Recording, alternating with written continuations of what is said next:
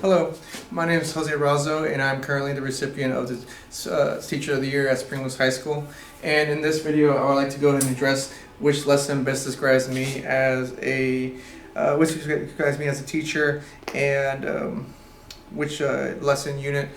And in the unit I would like to go ahead and describe is going to go ahead and be Unit 1, where we talk about points, lines, and planes. And it's one of those videos, it's one of those sections where I use videos to go ahead and describe different aspects in the world where we can go ahead and use this. And it incorporates technology, it incorporates real life what we're doing, it incorporates a little bit of sports, it incorporates a different set of boundaries I could go ahead and set for my students for them to go ahead and reach for. Now, one of the things that I use in this video, in this section, is that I use the ideas of our vocabulary and to go ahead and apply it to where we see it in real life.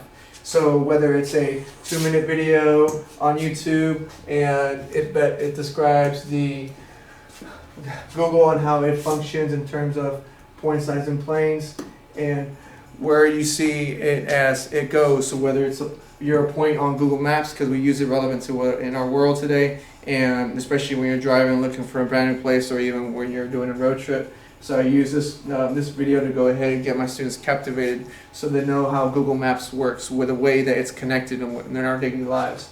Now, the other one I try and go ahead and do is that I use sports, and the way I use sports is that I try and use a video that we got a long time ago, and it was with the relays. So back when the Springwoods went to state for the 4x1 relay girls, then this is the video that that was caught for that day. And I used the idea of that the planes or the track and the lines or the distance that the runners are able to go ahead and cover, or whether it's they go ahead and have the baton, and that represents the point of the connection between each leg. Now, so there's different ways to go ahead and there's different ways of skinning a cat. Now, I just try and use these ways to go ahead and get my students to go ahead and buy into what I'm doing for the lesson. So I use a lot of different technology to go ahead and make it relevant to them, whether it's YouTube, whether it's Google Maps, whether even in its learning. You know, I have students that have different backgrounds and they have different abilities, and the students that have different abilities, then I go ahead and use its learning for them to go ahead and just strive for it. So there's never like a stopping point for them. They always continuously move on through the section. So if I'm trying to go ahead and have students start on 1-1, they get on its learning, they go ahead and work on resources, and they start going through the progression for whether going to section 1-1 or 1-2, and they're able to go ahead and see where they're at. So they look at the notes, they can go ahead and work on the practice for that section, and then go ahead and quiz themselves, whether it's on doing it, do you know it, and testing their knowledge of what we're doing. Now, as they start progressing through the unit, then they go ahead and have an idea of where they need to go ahead and go to. So now that's one of the ways that I try and go ahead and have students to go ahead and engage their abilities. So whether it's the high level kids that always are able to go and progress through, or whether I need to go and do a little small group instruction where I have students that still need to understand how to solve recs, or whether they're left students that have a little bit more of an issue in terms of understanding the material. So that's where something that I do in my class is that yo hablo con ellos para que ellos tengan más práctica, para que practicar más en matemáticas, para que ellos lo entiendan más bien. And so I kind of go ahead and make sure where I have students that are able to go ahead and move on. I have students that I need to do more small group instruction. I have the students that I can go ahead and do the LEP instruction with them as they're going through. So it's a variety of different things that usually happens in my classroom, especially for this section, or even for this unit overall. So it's one of those ways that I try and influence the learning of my students. Now, as they're going through this, I want my students to go and understand that they have certain they have certain resources in my classroom to go and work for. So if they're able to go ahead and accelerate through the section, they can keep going through. If they need remediation in terms of the LEP, or whether it's like low level, then there's remediation for them in terms of like providing the instruction for them. Now, so that being said, just make sure that's one of the ways that I try and influence the learning of my students, so they can go ahead and understand what's going on.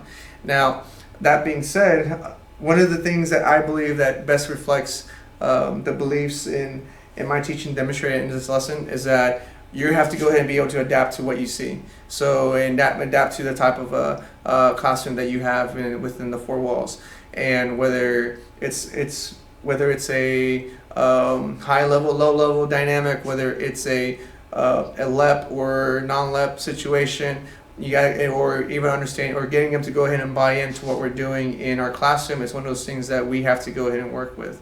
And so we have to go ahead and understand that we have to go ahead and adapt to what we see. And it's one of those things that I learned throughout the years, that you have to be able to go ahead and adapt. You have to be able to go ahead and provide effective instruction, and you have to go ahead and have a positive relationship with students so they can buy into what we're doing. And especially in my classroom, where I try and have a positive relationship with my students, hey, we got to go and work on this. So whether it's a situation where I need the student to buy in, I'm here for you every single way through. I know math's not for everybody. I know math is great for some people will struggle in it, and I understand that. But we have to go ahead and go through the progression so you get better at what you're doing. And so positive relationships and effective instruction in a variety of different ways for them to go, and you never know when it clicks. So sometimes it will click when it's technology, sometimes it will click when you see sports, sometimes it'll click when they see a certain letter or a certain highlighter go ahead and go through. And the last part I would say is always provide a safe student work environment, safe student work environment. And so the reason for that is because, just like in the video in Google Maps, we don't always make the right turns where we need to go to. Sometimes even in sports, sometimes you don't have the right type of exchange for the relays, or maybe or you get off the blocks efficiently. Mistakes happen, and we just have to go ahead and just polish what we know, and then get better and practice for the next problem over. And students, I try and provide students that it's okay to be wrong. So it happens to everybody. And so it's one of those things that I try and provide in my teaching. So where it's positive relationships with my students, whether it's effective instruction for them, and whether it's a safe work environment for my learners in my classroom at Springwoods High School. So that's the conclusion of my video. Thank you for hearing me out.